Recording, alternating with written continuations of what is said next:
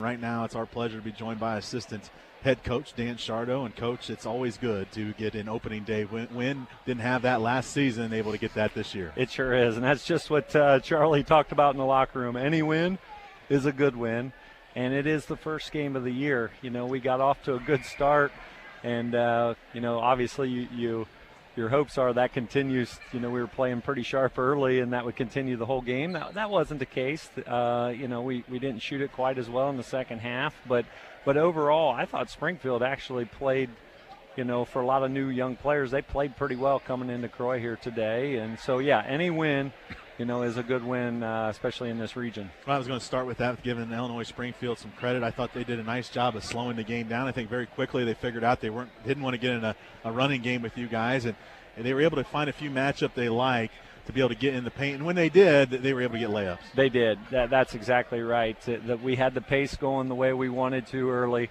and they slowed it down a little bit. And boy, the Longmire kid, the junior college All-American kid, he was a handful, and he was so strong and explosive to the basket, and he kind of kept them around.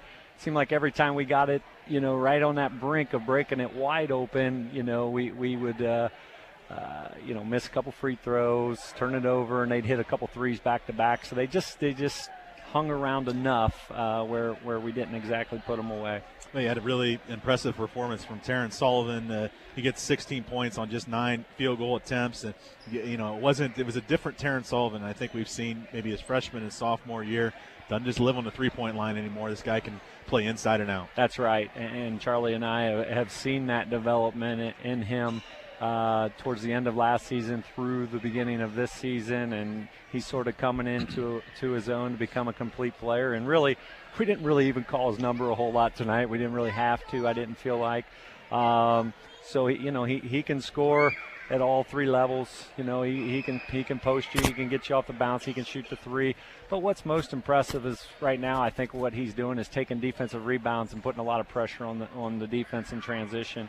And he makes really good decisions there. So that's such a weapon because he's rebounding the ball so well. All 8 of his rebounds were defensive rebounds. Yeah, great to see Taryn get 8 rebounds. And wanted to highlight Austin Gardner. And I think people all naturally, when they look to points, they say, really nice game for Austin. But what's nice is he had 9 assists, and he also had 5 rebounds, and it's been a long time since we had a point guard get 9 assists. Yeah, that's pretty impressive with 1 turnover. And I remember his 1 turnover, and he says, my bad, coming back down. It's one where Ty maybe could have caught it. It was a little bit of a tough bounce pass to him.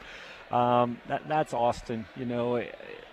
This team started to really come together last year when Austin started to feel a little more healthy and was able to get into the rotation, full time as a starter. And he's progressed and had a really, really good start to this season in practice. And we play really well, function both ends of the floor really well. He's such a good leader when he's out there. So I'm not surprised with the weapons that we have on offense at times that he has 9 assists. It's really impressive. Well, and then the big number there, 48 rebounds, 16 of those offensive rebounds. And when you have we have physicality that I'm not sure we've had maybe ever. When you look at Aaron Overheiser, certainly Alex White, now Terrence Sullivan, TST, those guys coming into their own. We got some guys that can board. We do. Between our with Alex and Aaron together, Alex White and Aaron Overheiser, those guys had 10 offensive rebounds themselves, combined. We do. We some of that was due to we broke them down, got some wide open kick out threes, and missed a lot of those today. I felt like we had a lot of good looks that we missed. So anytime you can break the defense down, that puts the rebounding team, at a disadvantage. So that's good to see on both areas. But we've got some guys that are willing to go and get the ball. I think Stern's rebounding really well.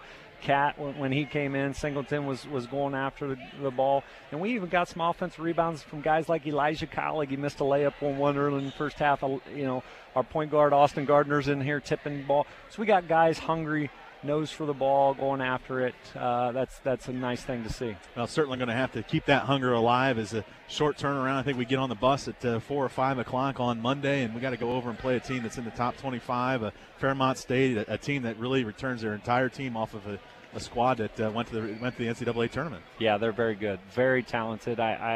some of the friends over in that region that I know say that they think they may be the most talented team in that region.